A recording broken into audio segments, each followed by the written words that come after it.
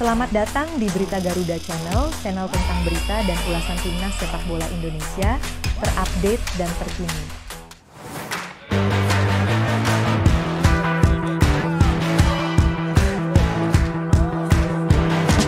Di video kali ini kita akan membahas tentang pamor Shin Tae-yong di ASEAN membuat para pesaingnya terpental.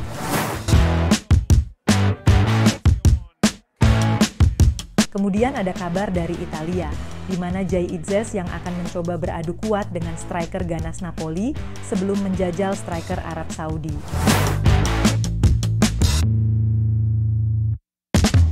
Lalu ada ulasan menarik dari pengamat bola Bung Ropan tentang peluang timnas U19 di Piala AFF Boys Championship.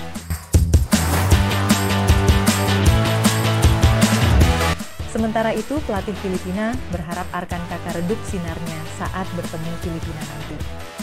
Sebelum masuk ke berita, tak lupa kami ingatkan untuk tidak segan menekan tombol subscribe beserta loncengnya agar tak ketinggalan berita dari kami. Mari kita menuju ke berita pertama. Pengunduran diri Kim Panggon dari kursi pelatih timnas Malaysia pada 16 Juli 2024 mengejutkan dunia maya di kawasan ASEAN. Keputusan ini datang menjelang Piala AFF, turnamen paling bergengsi di kawasan tersebut yang akan segera digelar. Malaysia, yang tidak ingin timnya tampil buruk, telah mempersiapkan diri dengan serius di bawah asuhan Kim. Berbagai berita beredar mengenai strategi ambisius Kim yang diharapkan dapat membawa timnas Malaysia meroket di Piala AFF, termasuk meniru langkah PSSI dalam mencari pemain keturunan atau pemain warisan dari luar negeri. Namun, alih-alih menemukan pemain yang bermain di klub besar Eropa, mereka hanya menemukan pemain yang bermain di kasta ketiga atau keempat. Situasi ini diduga membuat Kim merasa kecewa dan memutuskan untuk hengkang dari FAM. Pengunduran diri Kim melengkapi kisah sebelumnya tentang mundurnya Park Hang-seo dari kursi kepelatihan Vietnam. Kedua pelatih ini adalah rival Shin Tae-yong saat di Korea Selatan. Dan bukan rahasia umum bahwa mereka memiliki kebanggaan pribadi untuk saling mengalahkan. Dengan segala sumber daya, dukungan, dan kemampuan Shin Tae-yong, rival sekaligus kompatriot mereka merasa tertekan dan akhirnya mundur sebelum mengalami kekalahan yang memalukan. Seperti yang kita tahu, Vietnam akhirnya dibungkam oleh Garuda tanpa sempat membalas. Kim Panggon mungkin merasa akan mengalami nasib serupa sehingga memutuskan untuk cepat-cepat hengkang dari Malaysia. Keputusan ini menimbulkan spekulasi bahwa Kim takut dipermalukan oleh Shin Tae-yong dan timnas Indonesia di Piala AFF mendatang.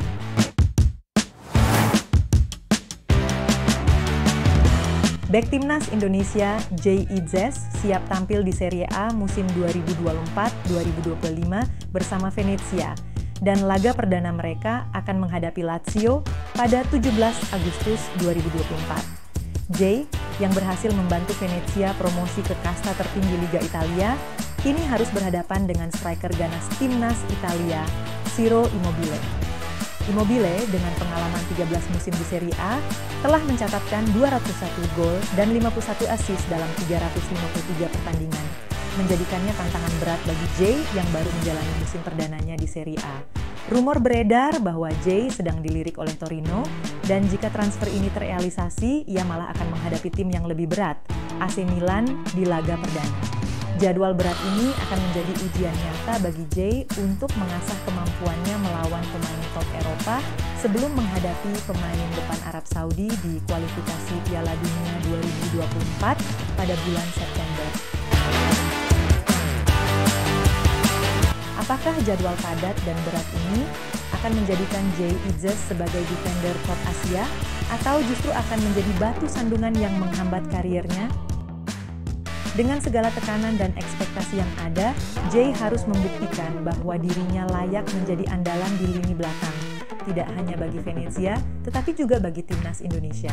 Kita tunggu kiprahnya, apakah ia mampu menjawab tantangan ini atau justru terpuruk di bawah tekanan berat yang menghampirinya.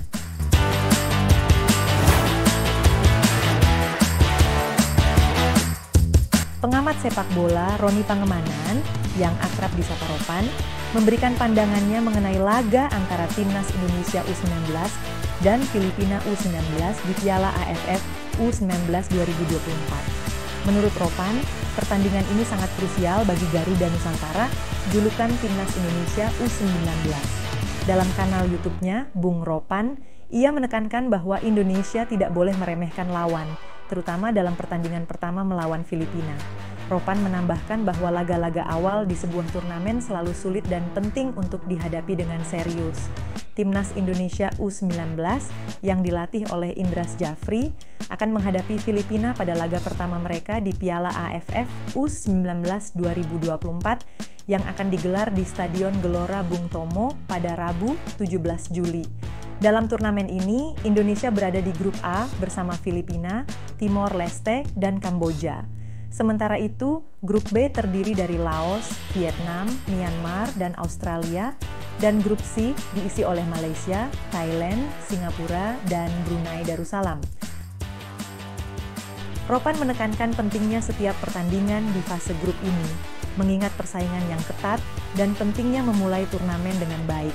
Dengan persiapan yang matang dan strategi yang tepat, diharapkan Timnas Indonesia U19 dapat meraih hasil positif di setiap laga dan melangkah jauh di turnamen ini.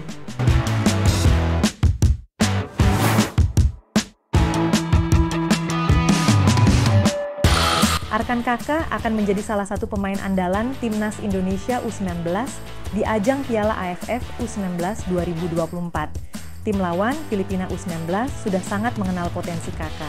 Piala AFF U19 akan dimainkan di Surabaya mulai 17 Juli 2024 hingga 30 Juli 2024 dengan pertandingan dibagi di dua stadion besar, yaitu Gelora Bung Tomo, GBT, dan Gelora 10 November. Timnas Filipina U19 saat ini ditangani oleh Josep Ferre, mantan asisten pelatih Persis Solo U19 tahun lalu. Ferre memiliki hubungan yang cukup dekat dengan sepak bola Indonesia, pernah menjadi asisten pelatih Persis Solo dari Juni 2023 hingga Februari 2024. Ferre melihat langsung perkembangan Kaka di level klub tahun lalu. Di usia yang baru 16 tahun, Kaka bisa terus berkembang mencapai level top. Dia adalah penyerang yang kuat, bisa melakukan duel-duel udara, menahan bola, dan pandai menyerang ruang-ruang kosong. Saya rasa dia pemain yang lengkap, ujar Ferre. Saya merasa Kaka adalah salah satu bomber masa depan Timnas Indonesia. Tentu saya berharap yang terbaik untuk Kaka karena dia anak yang baik, jujur, bekerja keras, selalu menunjukkan rasa hormat, dan selalu mencoba yang terbaik. Namun, Ferre menghadapi tantangan berat memimpin Timnas Filipina U19 di turnamen kali ini, terutama karena Filipina langsung bertemu dengan Indonesia di laga pertama. Ya, tentu saja. Saya senang bertemu dengan Kaka lagi. Saya rasa dia telah berkembang dengan cukup pesat, sambung Ferre. Saya berharap Kaka beruntung di Piala AFF U19 ini, tetapi setelah laga melawan Filipina saja, tutupnya. Ferre berharap Kaka tidak bermain terlalu baik saat melawan timnya, meskipun ia mengakui potensi besar yang dimiliki Kaka dan berharap yang terbaik untuknya di pertandingan lainnya.